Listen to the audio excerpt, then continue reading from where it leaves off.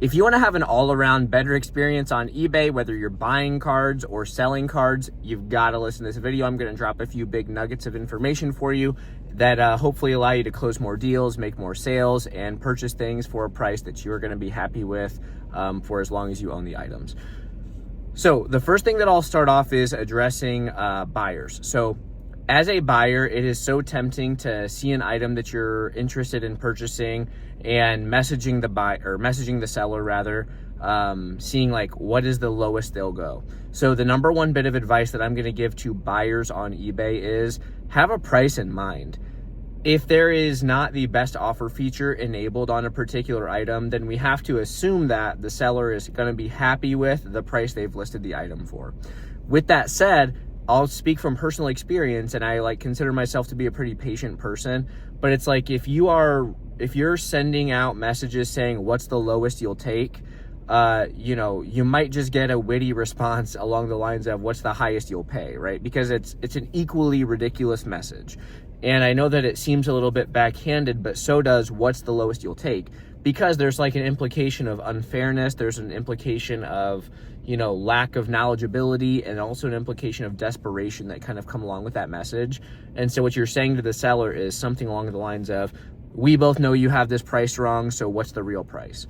Or, you obviously don't know what this thing is worth, so what are you actually wanting to sell it for, right? And so that's not a good way to start off a conversation, particularly one that's grounded in negotiation, which is a give and a take. And so if you're going to reach out to a seller on eBay, it is going to be best practice for you, if you have a specific price in mind, never hit them with the what's the lowest you'll take. It's just, that's a very bad look, and it's never, I don't think I've ever successfully sold someone an item that has sent me that message. And so if you actually are interested in purchasing the thing, I would recommend not doing that, and instead have some kind of fair offer. And what I'll even reach out to you is, from the seller perspective, most sellers are going to be willing to give a 5% discount on their item. So 95%, so you can do this math, right? See what the item is listed for, and then multiply that times 95 hundredths, so 0.95. Most sellers are going to be totally fine letting it go. You're going to feel like you got a deal, and they're going to feel like they're still retaining the value of the item that they're offloading, right? So it's kind of like a win-win situation. And I talk on this channel all the time about how in the transaction space, in buying and selling, you want to create win-win situations. That way everybody is happy. So there's that.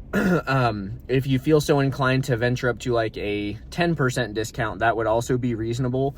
But you should not be reaching out with 50% of an item's value, because that's kind of wild. That's lowballing, that's tire kicking, and you're probably not that serious of a buyer anyways. So there's my bit of advice for you guys. On the seller perspective, I'll give a couple bits of insight from the seller perspective too, because if you're selling cards on eBay, presumably you're doing it with the intention of making money, or getting your money back, right? There are some items that I'm selling because I thought they were going to be gradable, and they turned out, they showed up in not gradable condition or whatever, or I found some defect. And so I'm just trying to break even on those in some cases. In other cases, I'm trying to make money, right? So you want to retain as much value as possible, okay? So here's what we know about eBay. We know that eBay is a best match search, right? That's how the algorithm works. That's how, when you search a particular card, if you go PSA 10 Charizard, okay, you're going to get a best match. The more details you put in the search bar, the more that narrows down the results that you're going to be getting, right? That's kind of obvious. But with that said, if we do Charizard 4 out of 102, so that would be base set Charizard, and let's say we throw in Shadowless, okay? Well, you're probably going to get a few hundred or a few thousand listings. I'm not exactly sure how many of those are currently available on the market. But with that said, it's you're not going to be getting the best price first. So as a seller, this is helpful to know, because the implication is you don't have to be the cheapest to be the top search result, right? If you're on Amazon, by example, and you're searching for, a new plunger or something like that, then probably you're going to buy one of the first 3 results that pop up on Amazon, because they're the most attractive. They've got the highest reviews, so you're probably just picking the best price out of the top 3 in many cases. And so that's how a lot of eBay purchasers or eBay buyers work as well. So they're looking at like the top 3 to 5 search results for a card in many cases. That kind of probably would vary based on the card, graded versus ungraded. There's some defects there or some details there to consider. But in many cases, more than you might assume, buyers are only looking at like the first 3 to 5 search results, and they're trying to find the best deal amongst those. And so making sure that your listing lands in that search result like queue, being in like the top 5 or so, that's going to be massive, and it's going to elicit more sales at better prices for you. So like an eBay store my size, I think I have like 4,500 sales, like 2,000 feedback, something like that. Not the biggest store known to the planet, but I'm a top rated seller, and I have like a formal eBay store subscription, and I fill out, I do a couple other things I'll dive into details on. But it's like that alone, like those types of things. So what that entails, to become a top rated seller, you have to offer 1 day or fewer turnaround time. I believe you have to accept returns, so you have to have the allow returns feature enabled. And then you also, did I mention 1 day shipping? Because that's kind of like the big deal. It's not same day necessarily. So if it's Monday and someone buys a card from me on Monday midday, it doesn't mean that I have to go home on my lunch break, package the item, and get it shipped out, right? So 1 day shipping means that I have 24 hours to get that item shipped out. So that's something important, and I don't want to just gloss over that. But then also it's like a matter of, if you get a return request or a refund request, like you're taking care of that instead of letting eBay take the reins on it. So you're trying to make eBay's life easier, right? So you're interfacing with the customer support side of your store as much as possible. So those are some types of things that will allow you to become top rated seller. And top rated sellers do get like higher priority in the best match search result. And then to optimize that a little bit further, there's a couple things that you need to consider. We also know through eBay Summit, they've directly told us this.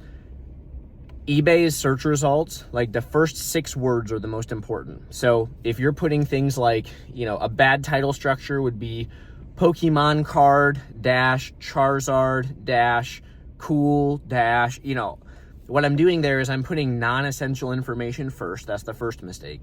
Second of all, I'm putting a bunch of unnecessary punctuation, like hyphens, slashes, stuff like that. You want to use as little punctuation as possible in your eBay titles because it skews the results. And then also, like, the first 6 words have to be the important ones. So if it's a graded card, I'm going to put PSA 10, then the card's name, Charizard, set number, 4 out of 102. And then base. And some of the cards you have to be careful with. Like if you put base set, then you're going to get an error because it thinks you're selling multiple cards in an individual card listing. So that's something to be mindful of as well. But you want to have all the important information in the title. Some other things that are not necessary for the title are the word card. I learned that one pretty recently.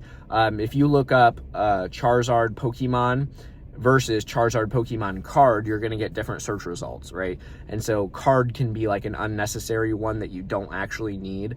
So save yourself those like 4 or 5 characters and don't bother with the word card. Some other things to consider: you never need to be putting the condition of the item in your title. That's a mistake that I used to make all the time as a seller. There's a specific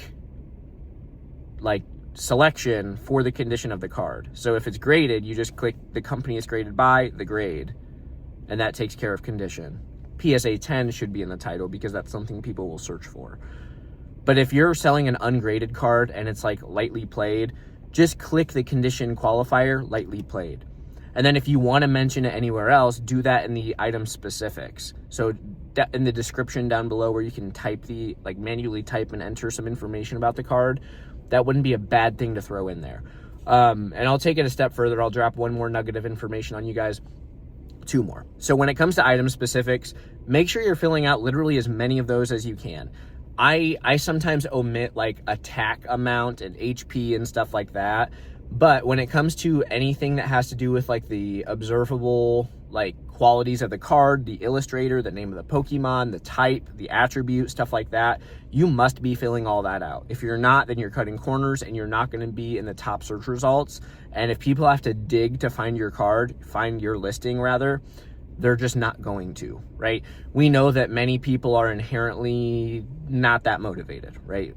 So we want to make this as easy for them as possible. We want to allow the customer to take the least restrictive path. And so that means that we have to do the work for them. And so that means that we have to get the most exact and most precise listing possible on our store so that it shows up for them as high in the search results as humanly possible. So that's another one. But yeah, and then when it comes to like pricing out your cards, I'm now remembering the thing that I was going to say in addition to this, but like worth noting pricing, look at last solds, look at what the card is selling for. Look in this market, you want to use like as recent of comps as possible to go off of. But typically in like a stagnant market, look at like the most 3 recent ones. If it's an ungraded card, make sure you're actually looking at the photos of the card to make sure that it's similar or better or worse, and just make your decision based on that, right? So don't look at the active listing prices, look at what's selling and what has sold, and that will actually give you a good understanding of like what price you should be listing this item for, plus, minus, or the same as. And the last thing that I'll mention, and this is for anyone who's selling ungraded cards, if you made it this far in the video, congratulations, you deserve this one. So if you look at my eBay store, which is always in the description below, like I don't drive a lot of foot traffic there from this channel or whatever, but if you look at my eBay store, you'll see 1 negative feedback. So I have 99.9% positive feedback.